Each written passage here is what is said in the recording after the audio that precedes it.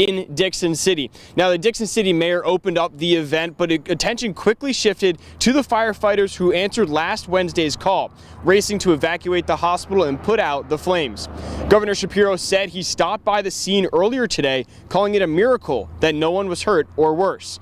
The governor had already planned to be in Dickson City to highlight his proposed $30 million in new funding for volunteer and career fire companies across Pennsylvania. $16,000 of that funding is slated for the Eagle Hose Company number 1 in Dickson City.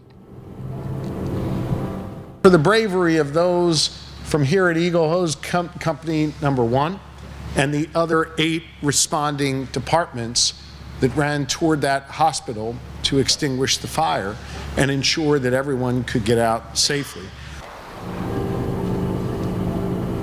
Now, we spoke with the Dickson City Fire Chief today. He tells me it is still unclear at this point what caused that fire from Wednesday night. The Dickson City Mayor and the Fire Chief did tell us the hospital is planning as of right now to open up the emergency room as early as this upcoming Friday. But they did note that it would, unless it is completely safe, they will continue to keep it closed.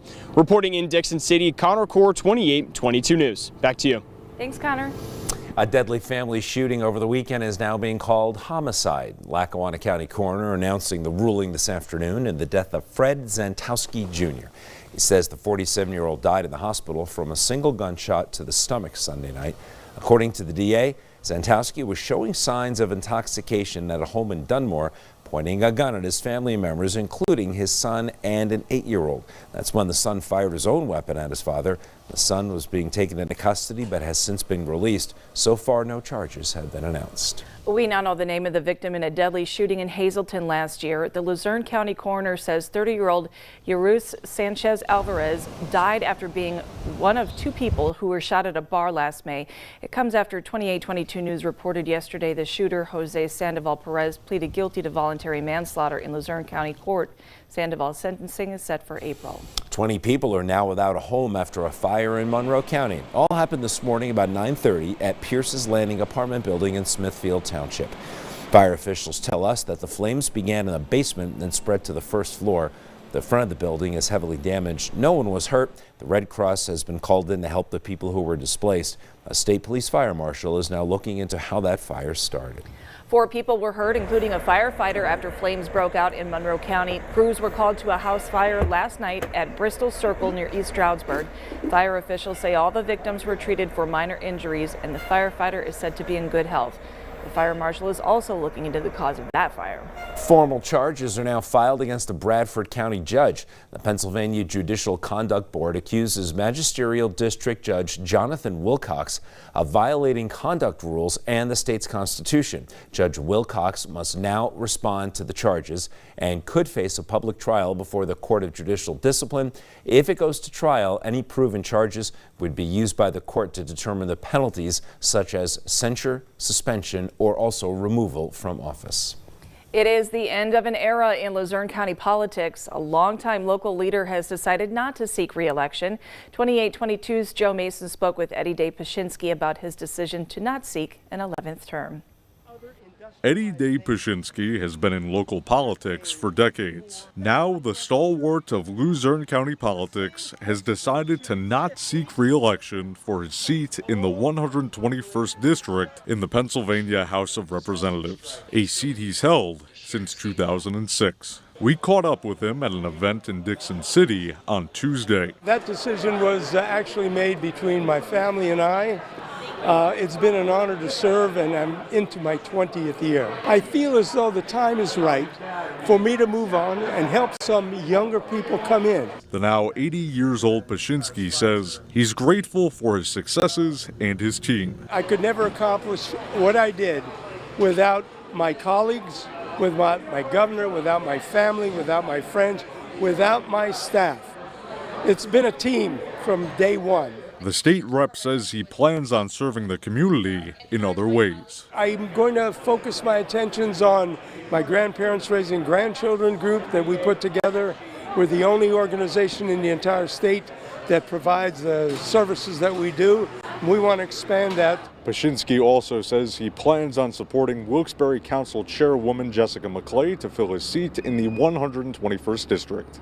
Reporting in Wilkes-Barre, Joe Mason, 2822 News. State lawmakers looking everywhere to find some new sources of revenue, but there could be a solution in their own house.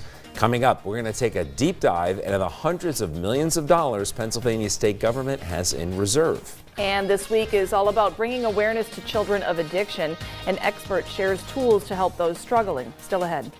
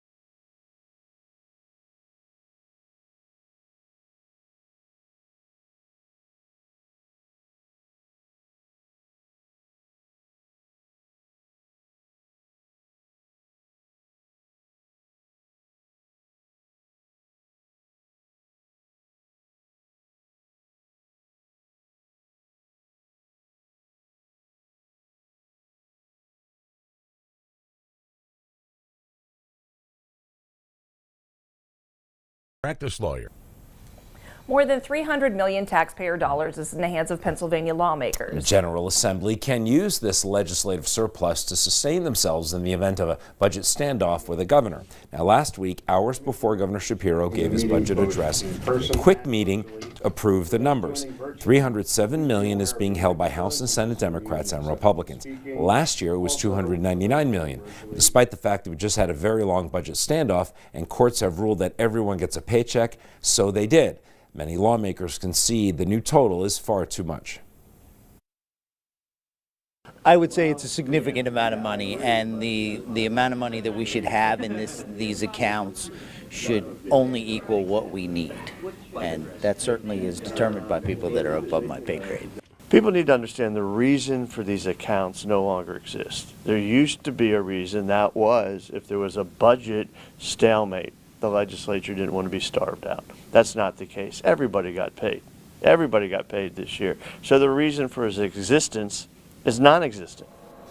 When Governor Shapiro was a state lawmaker and chair of the Audit Commission, he said the legislative cushion should be about 3 months. That would be $150 million, or less than half the current reserve.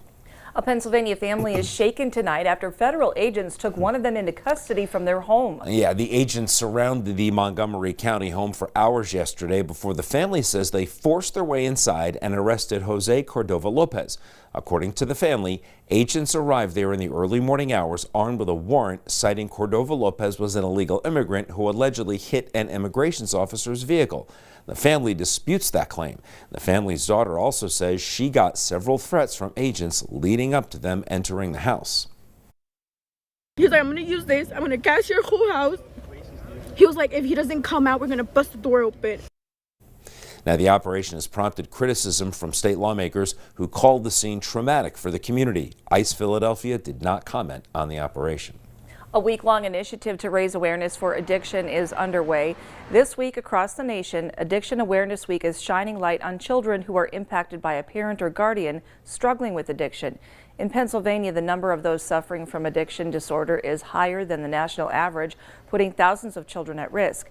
A local expert from Wyoming Valley Alcohol and Drug Services wants people who are struggling to know help is out there and you're not alone. We're trying to help children realize is that they didn't cause this. It's not because they were born or because they're not good enough. You know, children of addiction, just reach out to somebody. Just make one contact with a trusted adult. Know that you are not alone, that there are other people out there in the same situations. To find more information about Awareness Week activities and events, head to our website, 2822news.com. PennDOT's asking drivers across the state to weigh in on road safety. The agency is launching a statewide survey on driving habits, from speeding and distracted driving to seatbelt use and pedestrian safety. It's all part of a push to keep fatalities falling for a second straight year. PennDOT says feedback from past surveys has already shaped safety campaigns across the Commonwealth. The survey is open through February 28th, and it takes about 5 minutes. And we have a direct link for you on our website, 2822news.com. Future Alert Chief Meteorologist Josh Hodell has your forecast next. But first, here's a look at what you can see on News Nation. News Nation tonight. Chilling new footage from Nancy Guthrie's doorbell camera. Brian Enton joins Leland Bittard live from Arizona. What clues do the images reveal about the case? Plus the one and only Bill O'Reilly. Tonight at 9/8 Central, only on News Nation. To find News Nation, go to newsnationnow.com.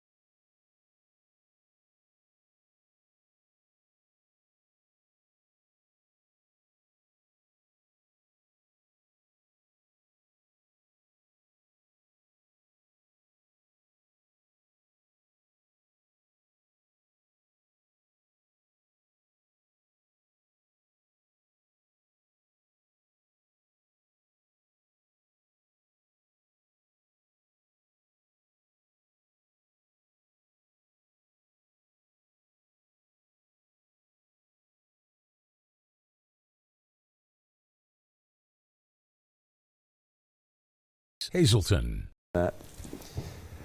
Downtown Stroudsburg's gearing up to spread a little love this Valentine's Day weekend. Winterfest returning this Saturday, bringing more than 40 love-themed ice sculptures throughout the borough, along with some games, warming stations, and special deals from local businesses. Many shop owners there say events like this bring new customers through their doors and remind people to shop local. It puts us on the map, I guess is the best way to put it, because people are out walking around town to see all the ice sculptures, and they might not have known that we're here, and it's a good way to present our business to them. They'll come in, look around, maybe not buy anything that day, but definitely they'll come back. Winterfest is great because this is a slow time of year for us, so it's a reason for families to get out. It's nice to see everybody. It brings a ton of energy to town, so it's definitely a very important event for the small businesses in downtown Stroudsburg. That event runs on Saturday, Valentine's Day, from 11 a.m. to 4 p.m. And by the way, it's free to attend. The 2026 Milan Cortina Winter Olympics are in full swing. This is a live look from Italy for you tonight. For the next 2 weeks, week and a half anyway, athletes will compete for gold in a variety of winter sports. And this is what the current top 6 on the leaderboard looks like. As of right now, the United States is ranked 4th and has 2 gold medals. And Norway leads the pack with 6 gold, 12 medals total. Remember, you can only watch the Olympics on WBRE, and the action runs until the 22nd. Plus, you can stream daily Olympic content on 2822 Now on Roku, Apple TV, and Fire TV. And to get us in the spirit of the games, here's today's Italian word of the day. Here is your Italian word of the day. Today's Italian word of the day, one of my favorites, red wine. Gustavo, how do you say red wine in Italian? Vino rosso. Vino rosso. I'll be saying that a lot. Red wine in Italian. The Italian word of the day is brought to you by DePietro's Pharmacy, your hometown pharmacy. Not all pharmacies are the same, serving the community since 2012. Sounds like somebody's been thirsty since she's been in Italy, right? I'd be the same way. Hey, heads up for Jeopardy fans. Due to the Winter Games being on our airwaves, your favorite quiz show is temporarily in a new home. Jeopardy is now on WYOU, and you can catch it weeknights at 7:30 until the games end on February 22nd. In today's Instapoll question of the day, it's an Olympics trivia question for you. In which year were the first modern Olympic Games held? 1968, 1896, or 1698? You can vote in our Instapoll by scanning the QR code. You could go to 2822news.com or on our app under the drop-down menu. Once you do that, head to our Facebook page and leave a comment about why, and we may share it with our viewers during one of our newscasts. Yeah. This is good Vino Rosso butter. Yeah, it is very much so. Good for like roasts and things like that. See? You're so smart. I may know a little Italian. Yeah. How about we show you a little winter weather? We're tracking it right now across New York. Buffalo to Syracuse, it's warmer, so it's mainly rain. Syracuse to Albany, colder, so it's a bit more wintry. All of this will drop south over the next couple of hours. Not a big deal for us. Take your panic button and just kind of move it. I want to show you what's going on here. By 7 o'clock, it's getting into the endless mountains of northern PA. So that's where it will start. And it drops a little bit farther south between 9 and 10. We're thinking Wayne, Pike counties, probably Scranton and Wilkes-Barre. Between 10 and midnight, it goes south, it goes away, and then we're done. So any freezing rain that does happen to your house this evening, it's not going to last very long, maybe an hour, and that should be about it. We are under a winter alert, a weather alert for this evening. We're expecting this to roll through between about 8 and midnight. Pockets of light freezing rain, could be a light glaze of ice, and of course the ice has the potential to cause some slippery spots. A live look across downtown Scranton right now. I spy a little daylight, 34. Wind is not too bad. Next stop is Pottsville for us. We're in good shape here. It's 28 at the Schuylkill County Airport. On top of the hill, the wind is a bit gustier. 33 Tunkhannock, 34 Bloomsburg, 32 Hazleton. I have 30 in Stroudsburg, 29 in Honesdale. 20s in the morning, low mid-30s tomorrow afternoon. Clouds, again, kind of stubborn. Even the chance of a flurry or a snow shower, certainly not a big deal. The bark on this future radar, a little worse than the bite. I don't think most of this is going to happen. Couple of flurries, couple of snow showers, yeah, sure. Same rolling into Thursday, couple of flurries, couple of snow showers. By Friday, we settle things down a little bit. Just in time for the weekend. Speaking of the weekend, Saturday is Valentine's Day. Clouds and sun, temperatures that will be a little bit closer to where we should be, mid-upper 30s. Your future alert weather forecast tonight, some snow showers, freezing rain showers, maybe even some plain rain showers. Again, any of this only lasting at most an hour. Lows tonight between 25 and 30. Tomorrow, mostly cloudy, breezy, flurry or snow shower. Highs in the low to mid-30s. Thursday, a little bit colder. Friday, we're fine. Saturday, mid-upper 30s. Decent weather Friday evening through Saturday night for Valentine's plans. And we're still watching that storm on Sunday. It's going to track across the southern part of the country. The question is, how far north is it going to come? We'll see. You know, my gut says it's going to stay south of us and not be a big deal for us. But at the same time, I've got a sweet tooth, so who knows what's going to, make that make sense for you. So we'll continue to watch it and see how things unfold. But we could be on the northern fringe of it, but it's the track. We'll see. Okay. Okay. Keep track of that. All right, 28-22 Sports is next.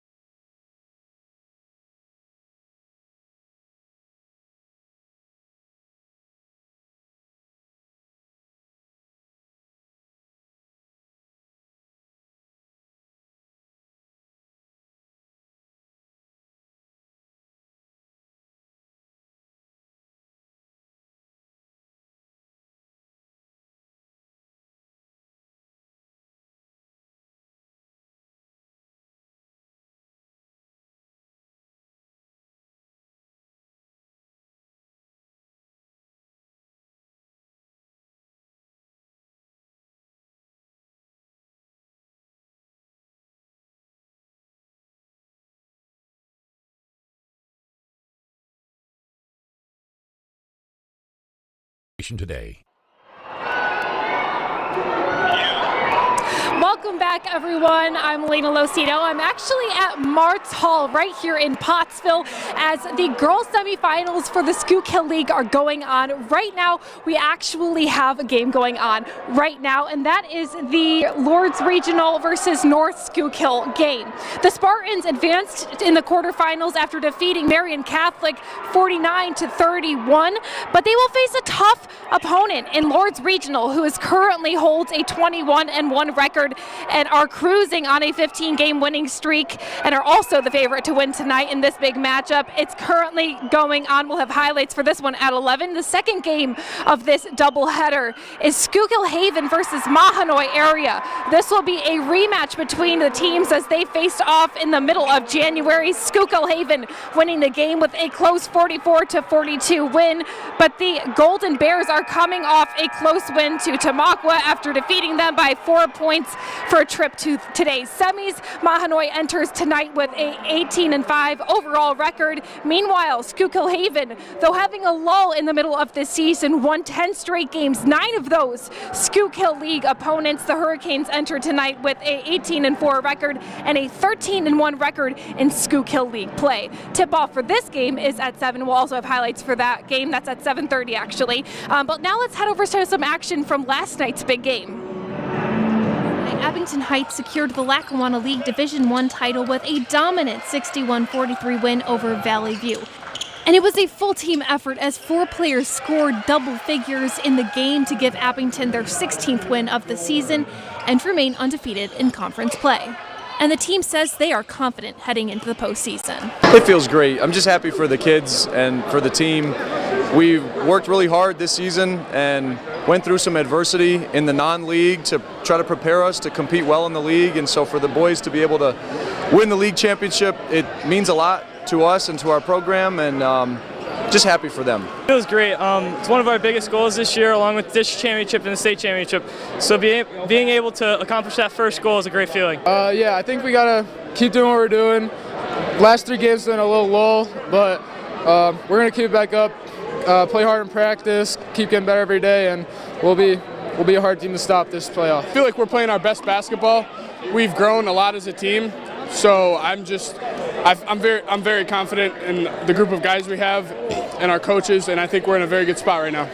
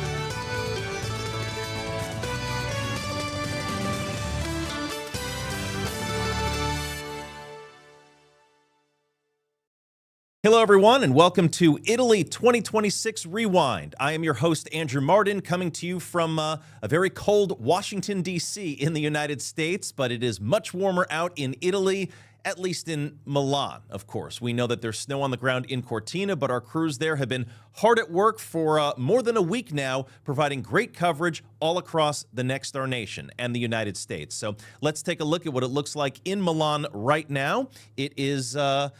Well, it looks like it did at this time yesterday. So there's some cloud cover in the sky. It's obviously nighttime out there in Milan, but a beautiful city that I hope to visit one day. Have never been there, heard great things, not just from our team there currently, but also from family and friends that have visited before. So that's what it looks like in Milan right now, which is the site of one of the opening ceremonies on Friday.